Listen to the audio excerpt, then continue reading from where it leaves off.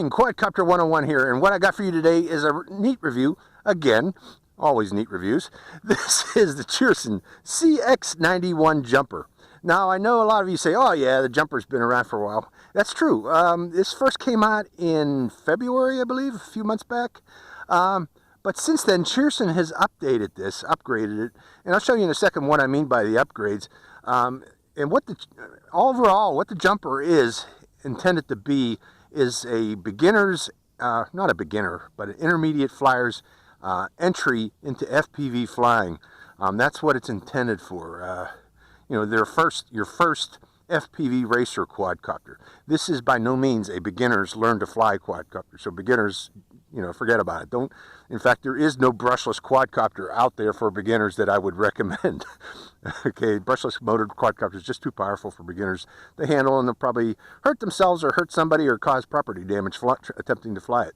But for intermediate flyers who already know how to fly, this may be your entry-level quadcopter that you're looking for. Now, this is Cheerson's first attempt. Let me put this transmitter down for a second, a little bit heavy, holding both up at the same time.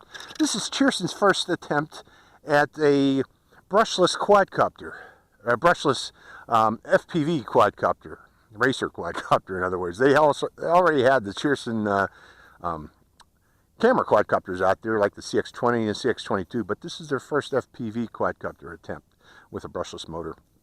But again, I mentioned that this is an upgrade. And what is that upgrade? Let me show you. The biggest upgrade is in the interior. It's a different circuit board than the previous model. The previous model had only a single row. I believe this is your ESCs for these ESCs, but they've since then added 2 additional rows of circuit boards to go with your ESCs. Now, I am not an electronics engineer or electrical engineer. I have no idea why they would need 2 additional boards or 2 additional rows of circuit boards here. But I know that a lot of my viewers are up with electronics, and they'll be able to explain below in the comment section what these might be for. Why is this an upgrade? Additionally, let's go over the other things in the interior. The quadcopter does come with a 32-channel FPV transmitter. And also included is a polarized antenna, which helps in yanking and banking the quadcopter and maintaining reception throughout those yanks and banks. The receiver also comes with a polarized antenna, by the way. I'll go over the receiver here in a section. If you look at the body of the quadcopter, it is all plastic. I do not see any carbon on this quadcopter at all. I guess that's to keep the cost down. But other than that, you know, it may be nylon. Fiberglass, I'm not sure what that is made of. Let's go over the quadcopter's propellers. They're tri-propellers. One thing that I had a difficulty with in the instructions, they tell you to install them the opposite direction to what you really have to do. Okay, they told me to install a clockwise propeller here, and actually it really needs a counterclockwise propeller. So take note of that. The instructions are a little bit off. It includes an FPV camera, 720p TVL FPV camera. The SD card for it goes right there. I had to figure that out for a bit. It was in the instructions, but it was kind of small where to put this. But there's where your SD card goes. There's a little slot right there. There is no USB port on this thing, so this is not programmable through any flight control software or upgrades. You can't change the configuration of this quadcopter, so that's one thing that advanced pilots would probably be discouraged to get this. But again, beginner pilots shouldn't be monkeying with that at all. The intent of this quadcopter is a ready-to-fly FPV racer right out of the box, almost ready to fly. You got to put the props on and attach the antenna.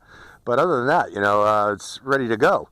It includes an 32-channel FPV monitor.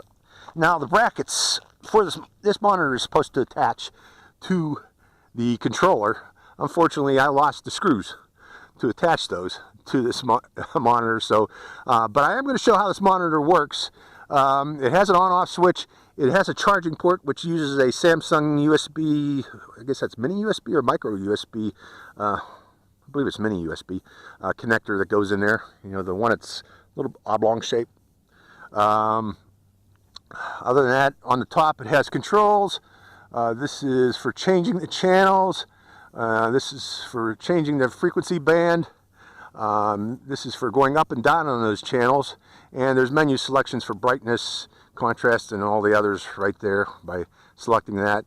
It comes default in Chinese, so you got to press this menu button down and then press the plus button about 5 times to get to the language selection. Then you got to press the menu button again and then press it 5 more times to get to English. So keep that in mind, folks, if you're confused with the menu.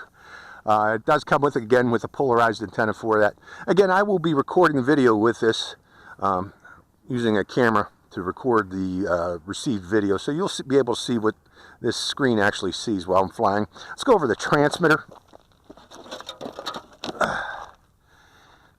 This is the transmitter for the CX91.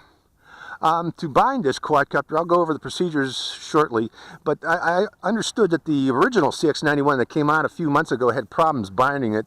This one has no problems at all binding, but there is a procedure to do that. You turn on the quadcopter first, wait a few seconds for its gyros to initialize, or for it to go through its bit tests, I guess. And then you turn on the transmitter, and then it will automatically bind to the quadcopter. The buttons that you got on this button here is for your camera controls. If you push up, that starts the video and stops the video after you land by pushing up. If you want to take a photo, you push down. It does have beginner and expert, and what I understand with expert is it's manual control, so it may shut off the angle restrictions on the quadcopter. I don't know if it's still stabilized, but we'll see in flight here. And it's supposedly, angle restrictions to let you do manual flips if you wish to do such. To start the quadcopter, to lock it or unlock it and lock it, you press the throttle switch all the way down and to the right, and that will unlock the quadcopter so you can fly it. And then after you land or in a crash, you can lock those blades by pushing down and to the right. One other feature that I didn't discuss yet is that when the battery on this thing expires, it will not drop out of the sky. It supposedly is supposed to land. I am not going to attempt that, though. I always like to land a little bit early, so when we do this flight today, we're going to go for about 5-6 minutes. I'll make it 6 minutes for the flight. But again, for the flight, I will push the camera nose upward so that we get somewhat of a level view of the camera as we're moving forward through flight. Now, one other thing, the canopy of the jumper is held in place by little cotter pins, little hairpin cotter pins, just like in fact, the canopy is just like a toy grade, a RC car. So that's unusual in itself. There's only a couple other quadcopters I've seen like that, like the KC or the K70 that has plastic canopy with cotter pins. So I'm going to put this up, button it back together, and we'll go for a flight. I hope you enjoy the first flight of the CX91 jumper. Okay, I got my screen recording. I put my little sunshade on that screen. By the way, I recommend building one of these. These are make it very easy to see in sunlight.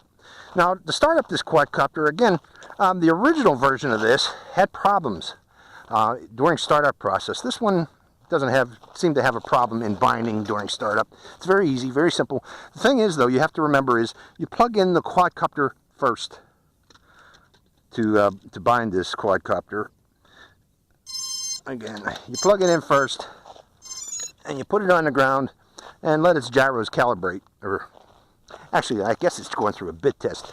You wait until you see red blinking lights on the back of the quadcopter, which means it's ready to bind with the transmitter. Then you turn on the transmitter, and there, the red blinking lights turn solid. So it's very easy now to bind with this. Now I'm going to set it to beginners, and right now I am going to remember to turn on the camera. So we're recording.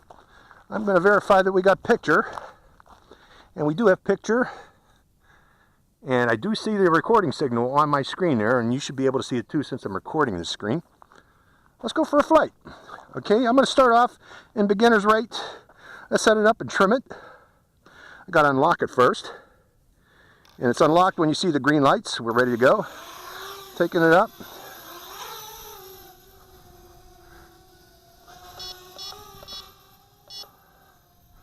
Okay, seems to be reasonably trim. Let's trim it to the right a bit. And bring it lower.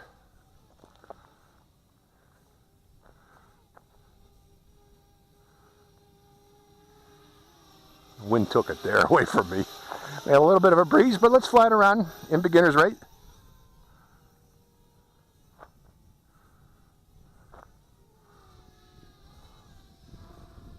And I better bring it in closer so you can see this.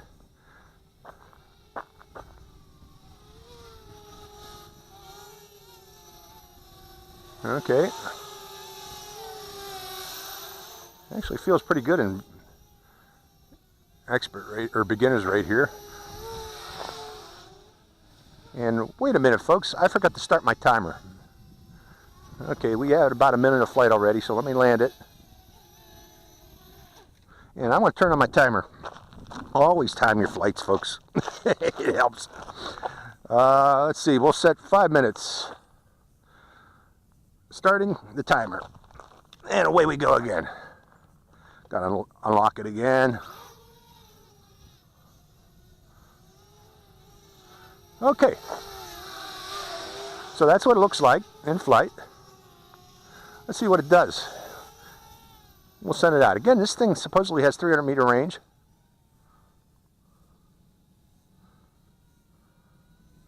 This is in beginner's rate. Not too shabby.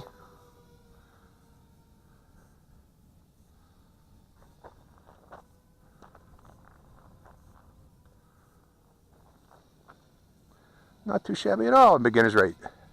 Actually moving quite a clip.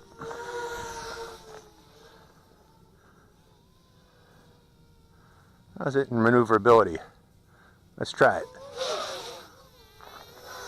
It'll stop. I went full speed there and do it again. It comes to a stop. Let's try a punch. Bring it a little closer and we'll punch it. Ready, set, punch. Wow. Actually not bad. You know one thing I forgot to check? What happens when you lose contact from the transmitter? Coming back down again. Coming back down from way up there. It shot to 100 meters real fast. But I want to land it for a second, folks. We haven't seen what happens when you lose transmission. And bringing it to a stop. Okay, let's give it a little bit of throttle, just a little bit. Okay, and turning off the transmitter. 1001, 1002, 2 seconds. It'll shut down. Turn the transmitter back on. And we're back again. One more punch. Has plenty of punch. Now, again, I forgot to mention it again. I got this directly from Cheerson. I'm not sure who has this upgraded version yet, or even if it's for sale yet, if anybody has it yet. But I will ask Cheerson, and I will include the links once I know who has this below, because it seems to be pretty damn fast and pretty much fun. And very controllable. Now let's bring it in close again. I want to go into expert rate now, hopefully, and not break it, because I'm curious, is it still, when in expert rate, does it still have some caliber or self-leveling? So going there right now, we're in expert rate. Oh yeah, I see what expert rate is. It turns off the angle restrictions, but it still has plenty of let me show you that, folks. Bring it up a little closer. Turns off the angle restrictions, but it still has a lot of self-leveling to it. Let me show that. See? See? I almost went vertical, but it quickly self-levels, so I should be able to do flips very easily with this thing. Going up again, and this thing does flips very easily. How about fast flips?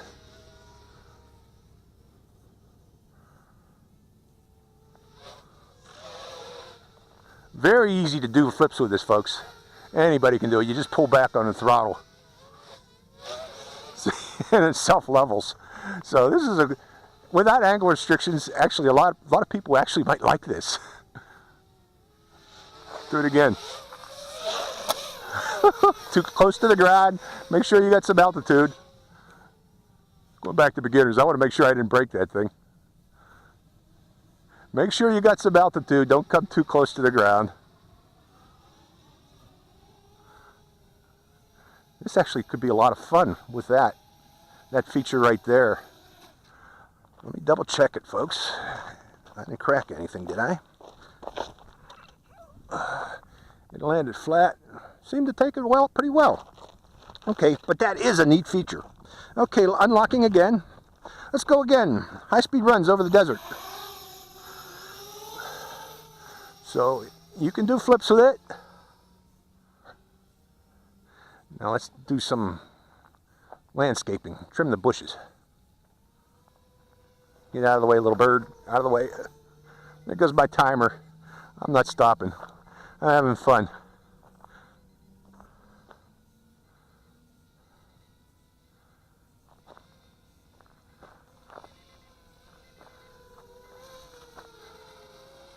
How's my lights? Are they blinking? No? They're doing fine. So, all in all, this is enjoyable. I gotta admit it. It's an enjoyable flyer. And it would be appropriate intermediates entry into FPV racers. And I do like that expert mode. Stabilized acro. And it's very stabilized. Let's do that again.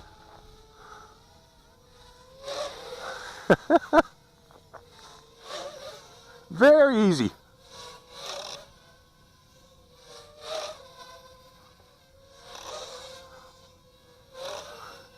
Very easy to do. Okay, I hear a beep beep. That means it's time to land. Coming back to beginners.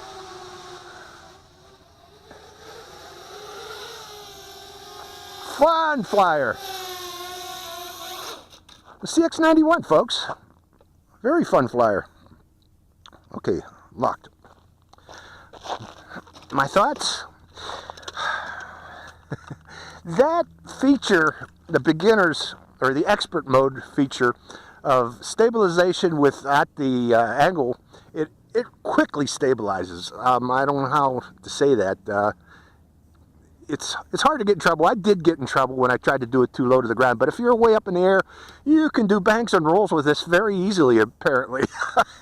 I kind of like that. I want to give this one another shot here in the future. We'll do some more acrobatics with it. Hope you enjoyed this flight of the upgraded CX91 jumper. Kind of a blast to fly. Quadcopter 101, signing out.